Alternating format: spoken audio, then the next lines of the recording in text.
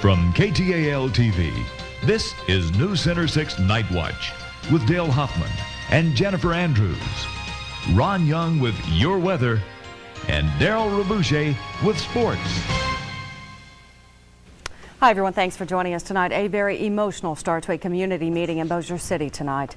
The young man who came forward and said that he had been molested by Dixie League coach Jim Elkins broke down in tears as he told the crowd of about 60 what happened. Elkins has since admitted to molesting 4 young boys, and tonight police and a psychologist were on hand to answer the parents' questions.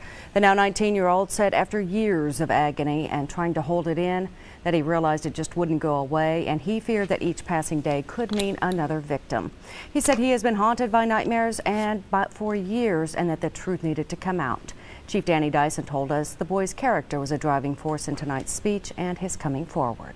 This young man is a Christian, a young man who is professing to go into the ministry, and I feel like this is a way that he has brought closure to what has happened to him in the past, and this is his way of witnessing for his Lord and Savior.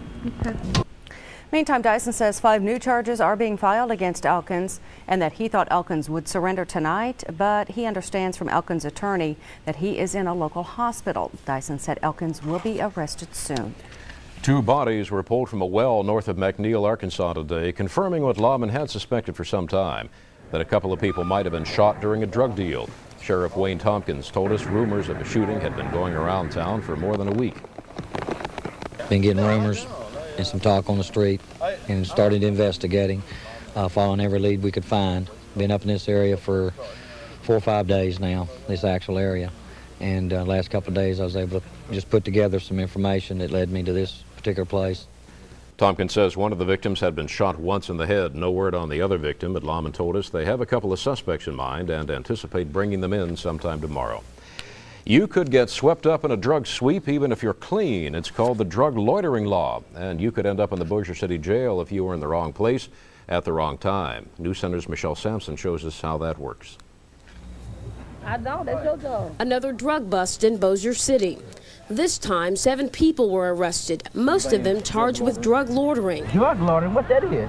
It's hanging around, say, a house, street corner, or an automobile suspected by police to be a place for drug activity. We think that if it's a drug area, we think that if we can prove that drugs are being sold off that corner, that it's continuous, that the neighbors are afraid, that we'll win it in court. And we're going to continue to arrest people on that charge.